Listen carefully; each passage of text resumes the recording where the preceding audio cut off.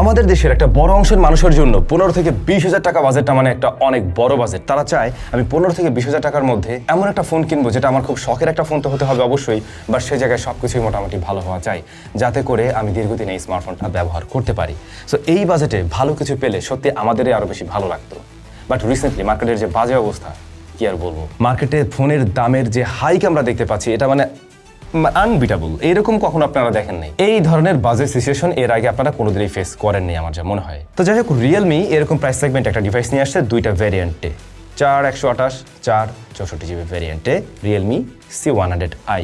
Realme C100i যদি কিনা Realme ধরুন আরও 1 থেকে 1.5 বছর বা 2 বছর আগে লঞ্চ করতো, তাহলে বোধহয় এই ফোনটা আপনি ওই সময়ই কিনতেন এই সেম স্পেক দিয়ে 12 থেকে 15,000 টাকার মধ্যে। কি একটা অবস্থা!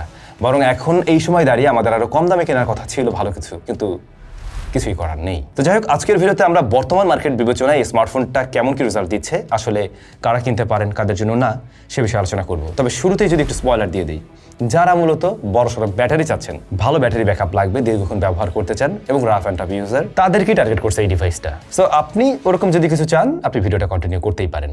Realme C100i স্মার্টফোনটা একটু বাল্কি ফিল দেবে আপনাকে, বেশ ওজন আছে, ভিতরে 7000 mAh এর ব্যাটারি রয়েছে, যে কারণে ওজনটা একটু বেশি, 208 গ্রামের মতো, এবং ফোনটা একটু লম্বাটে শেপের, বেশ বড়সড় ডিসপ্লে এর, প্লাস্টিক বিল্ড, রিয়ার প্যানেল প্লাস্টিক, তবে ফ্রস্টেড হওয়ার কারণে দেখতে তো ভালো লাগে, ধরতেও ভালো লাগে, তবে স্ক্র্যাচ পড়বে একটু শিওর থাকতে পারেন, তাই এর সাথে থাকা কেসটা আপনি ব্যবহার করুন। IP64 এর রেটিং রয়েছে। আমি রিয়েলমির কাছ থেকে আরো বেটার রেটিং আশা করছিলাম, আর একটু বেটার কিছু বা IP68 দিয়ে দিতে পারলে তো ভালো হতো।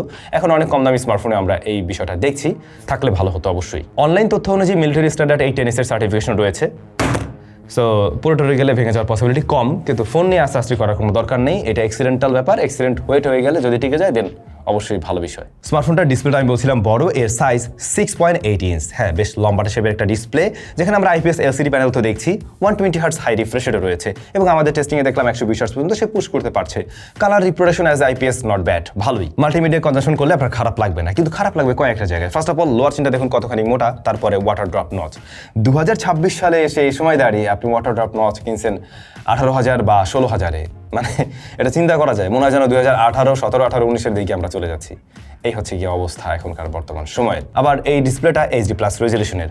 HD+ নিয়ে 16,000-এ তো কমপ্লেন নেই, বাট 18,000-এ গেলে মানে এখন আর কমপ্লেন করার সুযোগ নেই আসলে। HD+ই থাকতো, কিন্তু ওরা যদি 5 হোল কাটআউট দিত আর এদিকে যদি লোয়ার চিনটা আর একটু ন্যারো করে দিত, তাহলে এই ডিসপ্লেটা দেখতে তো খারাপ লাগতো না। নর্মালি হয় কি, বাজেট ফ্রেন্ডলি স্মার্টফোনগুলো HD+ হলে একটা দিকে সুবিধা থাকে, সেটা হচ্ছে যে ফোনগুলো একটু স্মুথ রেজাল্ট দেয় লং রানেও, মানে প্রসেসরের উপরে প্রেশারটা একটু কম দেয়। তো জাস্ট ওই 5 হোল কাটআউট দিয়ে আসলে আর এই কমপ্লেনগুলো হয়তো আমাদের থাকতো না। ইনডোরে এবং আউটডোর শ্যাডো এরিয়াতে ব্যবহার করতে কোনো ধরনের সমস্যা হচ্ছে না ব্রাইটনেস নিয়ে, তবে ডিরেক্ট সানলাইটে কিছুটা ব্রাইটনেস বেশি থাকলে ভালো হতো, যেখানে আমরা কিছুটা স্ট্রাগল ফেস করেছি। স্মার্টফোনটা out of the box run করে Android 16-এ, এবং SoC হিসেবে রয়েছে ইউনি SoC 7250। eMMC 5.1 হলো গিয়ে স্টোরেজ টাইপ। এটাও দেখুন সেই মান্দাত আমলের একটা জিনিস।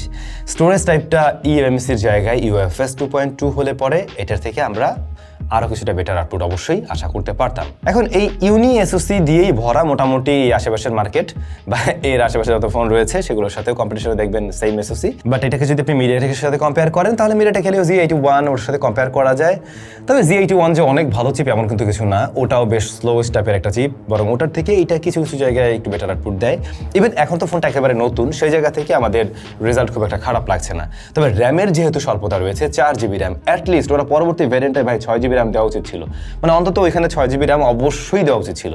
এটা নিয়ে আমার কমপ্লেন থাকবেই। আর 64GB এখনকার দিনে মানায় না, হইতে পারতো এরকম 4/128, 6/128, এইটা হলে পরে জিনিসটা মানে তাও মোটামুটি যাইতো। এখন আপনাদের জন্য আমার সাজেশন থাকবে, আপনারা যদি বেস ভেরিয়েন্টটা কিনেন, সেক্ষেত্রে অবশ্যই স্টোরেজ যতটা পারা যায় ফাঁকা রাখার ট্রাই করুন, আর অ্যাট এ টাইম অনেকগুলো অ্যাপ্লিকেশন নিয়ে কাজ না করুন, বরং সেটাই বেটার। সেক্ষেত্রে স্মার্টফোন বরং একটা স্মুথ পারফরমেন্স দেবে। বাট আপনি যদি একটু হেভি টাস্ক করার চেষ্টা করেন বা খুব বেশি প্রেশার দেওয়ার চেষ্টা করেন, তখন গিয়ে কিন্তু স্মার্টফোনটা কিছুটা স্লো একটু ল্যাগি ফিল আপনাকে দিবে, মানে মনে হবে এর UI থেকে একটা চপি ফিল আসছে আর কি। একেবারে হ্যাং মাইরা বসে থাকে বা রিবুট নিয়েছে, এরকম কোনো প্রবলেম আমরা এখন পর্যন্ত ফেস করিনি এই ডিভাইসটাতে। তবে কিছু অ্যাপ ক্র্যাশ করছিল, বিশেষ করে স্কোর দেখতে গিয়ে আমরা দেখলাম অ্যাপটা দুবার ক্র্যাশ করছিল। নর্মালি ইউজে ফোন ওরকমটা গরম হয় না। যদি গেমিং এর জন্য প্ল্যান করেন, আপনি 2D টাইপের গেমগুলো খেলে অবশ্যই সময় পার করতে পারেন, বড়সড় ব্যাটারি আছে, লং রানেও সমস্যা হচ্ছে না, ভালো ব্যাকআপ পাওয়া যাবে। অন্যদিকে ফ্রি ফায়ার আপনি মাঝে মধ্যে সময় কাটানোর জন্য খেলতে পারেন, তবে পাবজি কিংবা এর চাইতে ভারী যে গেমগুলো রয়েছে সেগুলো একদমই না খেলাটা উচিত হবে এই ডিভাইসটাতে, খুব একটা মজা পাবেন না আসলে। মোট কথা, গেমিং এর জন্য প্ল্যান করে হলে আপনার এটা না কেনাটা বরং বেটার, তবে সময় কাটানোর জন্য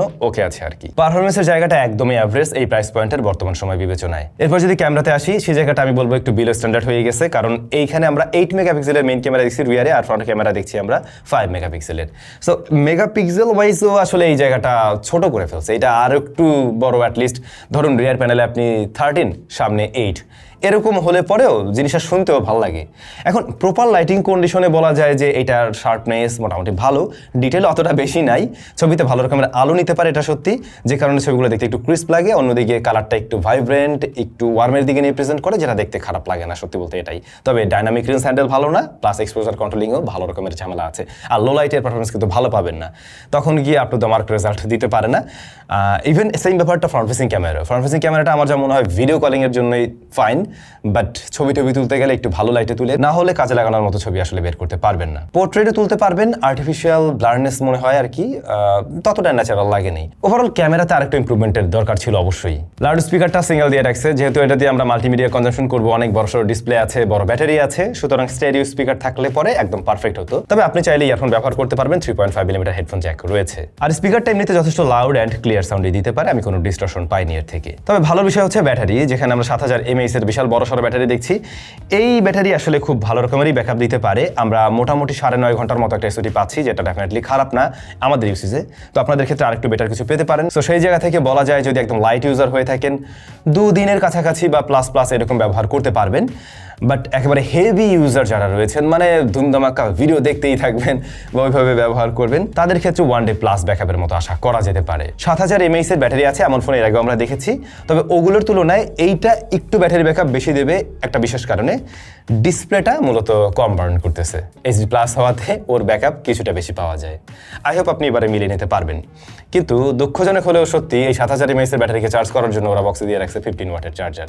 এইটা আসলে হলো না। চার্জারটা বড় দিলে আমরা এই টোটাল কম্বোটাকে তখন এই ফোনটাকে ওইভাবে এস্টাবলিশ করা যেত যে ব্যাটারি এবং চার্জারের জন্য কিন্তু এটা জোস। হ্যাঁ, ব্যাটারির জন্য তো অবশ্যই জোস, বাট চার্জারের জন্য না। এখন এটা অনেক সময় লাগবে চার্জ করতে।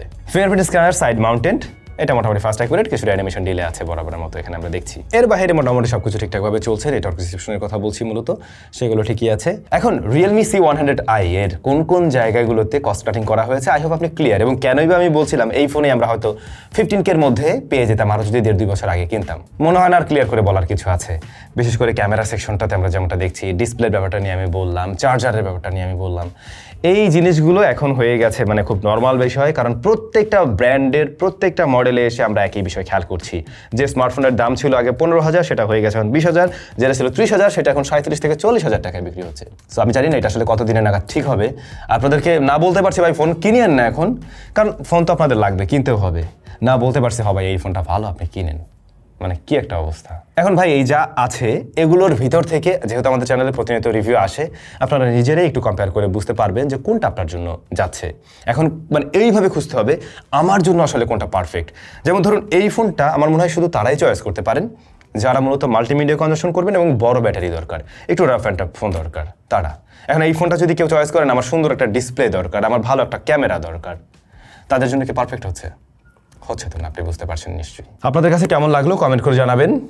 সবাই ভালো থাকবেন, দেখা হচ্ছে নতুন ভিডিওতে।